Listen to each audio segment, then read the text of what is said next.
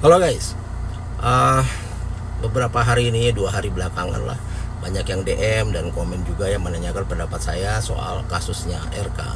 Terima kasih komentarnya. Ya, tapi seperti yang kalian tahu bahwa saya ya paling males sih ngomentarin hal-hal yang berhubungan dengan masalah pribadi seseorang ya, meskipun dia pejabat. Karena kalau dia pejabat biasanya yang saya komentari adalah kebijakannya atau hal-hal yang berhubungan dengan jabatannya. Nah, tapi oke lah, saya akan mencoba memberikan pendapat saya, tapi ini pun berkaitan dengan masalah lain ya, yang berhubungan dengan RK. Jadi seperti yang kita tahu, belakangan ini kan muncul spekulasi di dunia maya yang mengaitkan Ridwan Kamil, mantan gubernur Jawa Barat ini, dengan dua isu besar. Yang pertama adalah dugaan kasus korupsi di Bank BJB dan skandal pribadi ya, yang melibatkan seorang wanita bernama Lisa ini. Nah, isu ini memicu perdebatan sih saya rasa, dan ya memicu banyak perhatian lah dari netizen, dari publik ya, yang mempertanyakan apakah kedua isu tersebut saling berkaitan atau hanya pengalihan perhatian dari masalah yang lebih besar atau yang lebih serius. Nah, untuk kasus yang pertama ya, seperti yang pernah kita bahas sebelumnya tentang dugaan korupsi Bank BJB.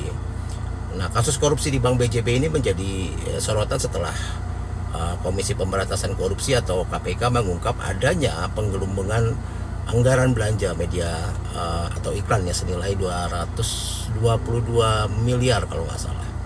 Nah, beberapa tersangka telah ditetapkan dalam kasus ini, meskipun Ridwan Kamil sendiri belum ditetapkan sebagai tersangka dan hanya disebut sebagai saksi.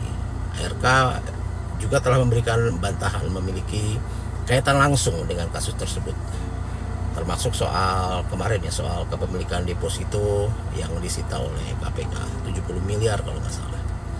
Nah, tapi saya rasa kita masih banyak pertanyaan lah soal peran RK dalam kasus ini, mengingat posisinya sebagai pemimpin daerah yang memiliki hubungan erat dengan Bank BJB ini. Karena banyak juga dari masyarakat yang menduga bahwa isu skandal pribadi yang muncul belakangan ini mungkin digunakan untuk mengalihkan perhatian dari kasus korupsi ini. Nah, kalau kita lihat soal skandal pribadinya yang berhubungan dengan wanita bernama Lisa ini,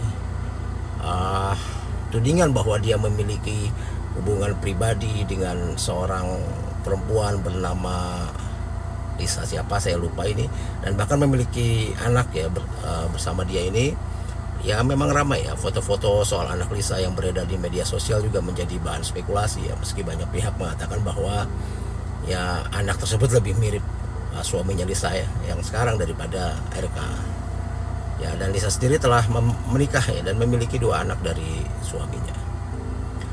Nah, menanggapi soal isu ini, saya rasa banyak sih, termasuk mungkin saya ya, yang menganggap bahwa ini adalah bisa menjadi bentuk penghancuran karakter atau karakter assassination terhadap RK. Sementara banyak juga yang merasa bahwa skandal seperti ini lebih memalukan dibandingkan kasus korupsi sih kalau menurut saya.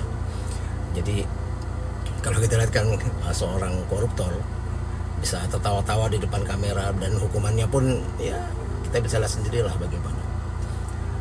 Kalau dibilang ini pengalihan isu, saya rasa mungkin juga, tapi kok apakah mungkin ya RK akan mengorbankan harga dirinya, karakternya dengan kasus yang dalam tanda kutip sampah seperti ini?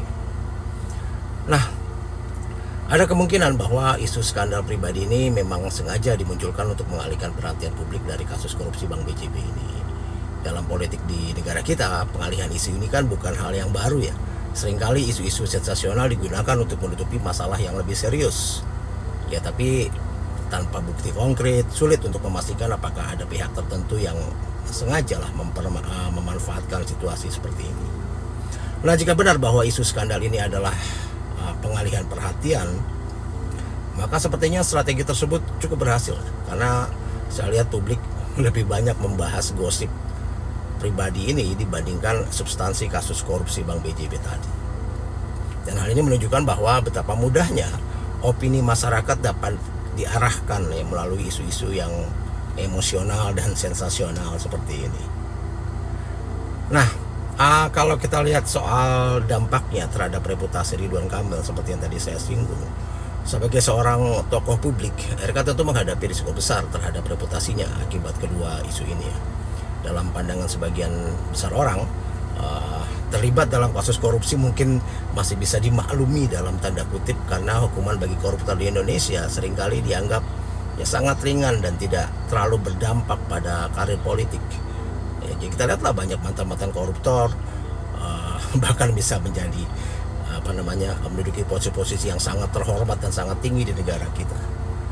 Tapi terlibat dalam skandal pribadi seperti tuduhan memiliki anak di luar nikah, ini dianggap jauh lebih merusak citra moral dan integritas seseorang.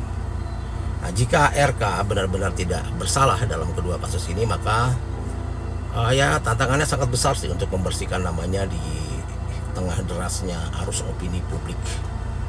Ya, apalagi era digital seperti sekarang ini ya, di mana informasi dan disinformasi ini dapat menyebar dengan sangat cepat, sehingga sulit bagi seseorang untuk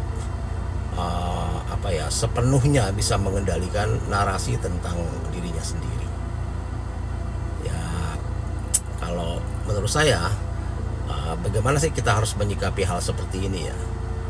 Menurut saya penting sekali bagi masyarakat untuk tetap kritis ya, dan tidak mudah terpengaruh oleh isu-isu sensasional tanpa bukti, apalagi isu-isu seperti ini ya, tanpa bukti yang kuat gitu ya.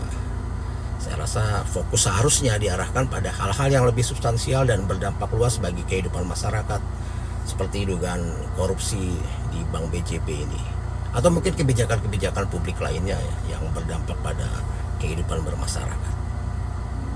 Begitu kira-kira. Salam.